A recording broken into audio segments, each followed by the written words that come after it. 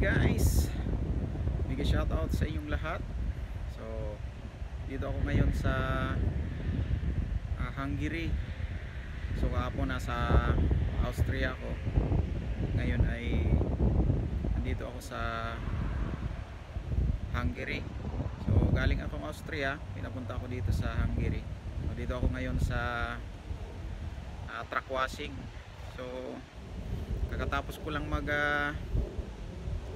pakarwas ng aking tangke.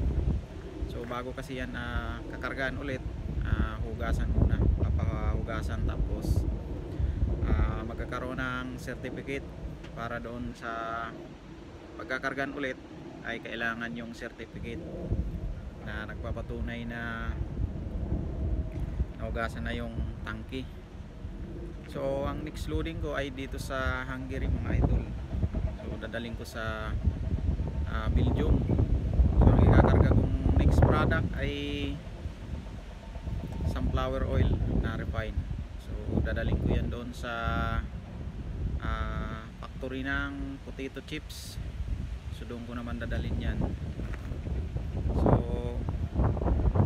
malamig dito ngayon, malakas yung hangin, malamig, kaya masarap matulog kung wala lang trabaho. So mahirap namang gumising sa madaling araw kaya malamig. So kailangan natin gumising dahil maagang ating biyahe para iwas tayo sa traffic. Traffic kasi minsan sa dinadaanan ko. So malayo-layo naman ang aking biyahe. Nadadaan naman ako ng Slovakia, Czech Republic, Germany, and Belgium. So ayan, parang uulan mga idol, maulap. So inaantay ko ang reply ng aking dispatcher kung pupunta na ba ako doon sa aking pagkakargahan. Hihintay ko yung kanyang chat.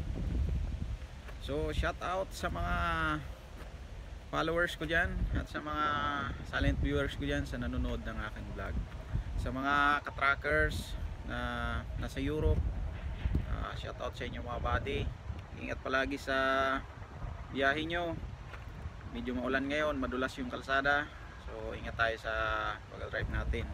At sa lahat ng mga trackers sa buong mundo, sa mga trackers dyan sa Pinas, sa Canada, USA, and sa lahat kung nasaan man kayo ngayon na nag-drive ng truck.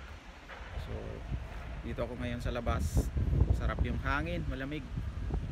So maraming salamat sa panonood nyo sa aking simpleng vlog. Shoutout sa inyong lahat. Hanggang dito na lang mga idol ang mini vlog natin. So ito lang yung ginagawa ko sa araw-araw. So mega shoutout sa inyong lahat at maraming salamat sa panonood nyo sa aking vlog. Bye bye!